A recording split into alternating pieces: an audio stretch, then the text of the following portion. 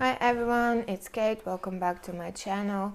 So, why to wait for a rescuer or a prince or princess to save you is dangerous? Because every time when someone is in the position of rescuer and they trying to save the victim, subconsciously they think that if you are in this position, you are not capable of doing it yourself.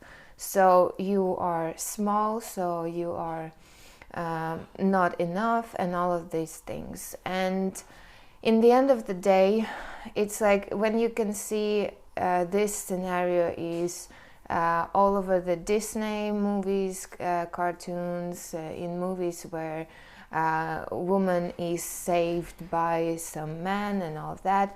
And usually the end of the movie is the unknown. They live happily ever after. So in this happily ever after, what's happening usually is that the rescuer become a victim's persecutor, because in the real, like underneath the surface, in the real subconscious understanding of the rescuer, you are not capable if you are someone who's they save. So it's not healthy to be that way. Let me explain one more time what I mean when they save you. So why they became your persecutor. If they save you, they sending you a message that you cannot do it by yourself, you cannot survive by yourself and all of that. And then once the danger is gone, once the persecutor is out of the picture, the message is still there with the rescuer. Like, I saved you. It's like a reminder that you are not enough. So the logical and healthy way to approach a victim is to be a coach, actually. So I understand now personally my experience why I intuitively started studying coaching and all of that, because most of my time I spent in the position of rescuer, and I was given advices. I was looking at people like they are victims and all that, and like long time ago. And I've learned my lesson that actually there is nothing good in being a rescuer. I mean, of course, there are obvious things when people are really not capable of, like if they physical harm or whatever and they need help, and like in hospitals and all of that, we don't talk about logical things like that. We talk about relationships, we talk about communication between healthy people. And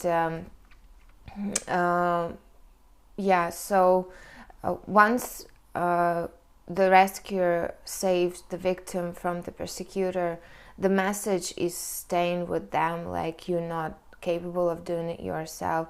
So instead of doing that, you would rather help victim to do it themselves. For example, like building up the confidence in the person, like you can do it actually, and just being there next to them without intervening in the process. So basically, that's something like being a parent, like a healthy parent to a child, to help them grow, and at the same time giving them opportunity to make their own mistakes and learn their own way.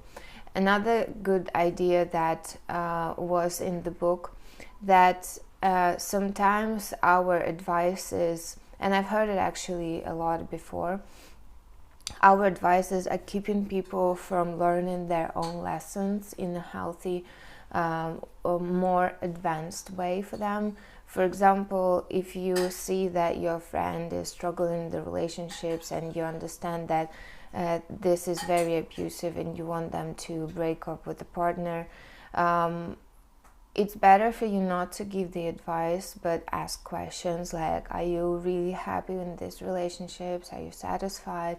Help to build them confidence, like, actually I see that you are a very strong person, and I see that you can do this and that. So like, to help them to boost their confidence, because usually people who victimize themselves, they feel like they are not capable of things. So instead of just go in there and take them by their hand and pull them out from the marriage, you'd rather just ask questions and help them to boost their confidence. And with time you will see that instead of giving advices, so you should do this and that to get out of this terrible marriage, like I did that with one girl. For 1 year she was coming to me almost every day for the advice. I was giving her advice like, you have to do this and that, and she was coming back home. He was there, he was abusing her again and again. She couldn't do it herself because she thought that I am the one who making a decision, not her, and she's still not capable of things.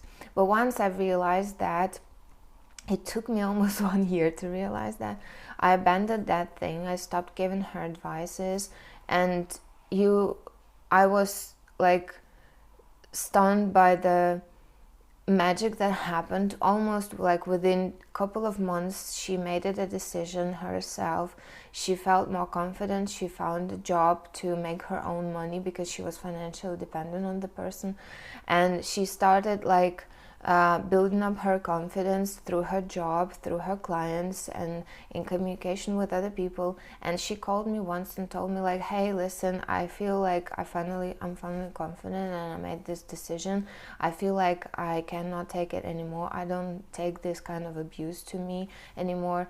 And I was surprised because it was only like 2 months for her to make her own decision to build up her own confidence, when I was giving her advices almost for 1 year, and it didn't help. It was a long time before I found coaching and all of that. But for me, it was the most incredible lesson for myself to stop giving advices to people when they do not ask about it, and when I see them as victims, because like I explained, I'm just proving them their point that they are not capable of things. So I hope it was useful for you, and if you think that this information will be useful for someone else to hear, share my videos and leave your comments and thoughts about giving advice or helping other people when you not 100% sure that they cannot do it by themselves, and it's just you trying to be very important in their lives. So yeah, let me know in the comments, and thank you so much for watching. See you in the next videos.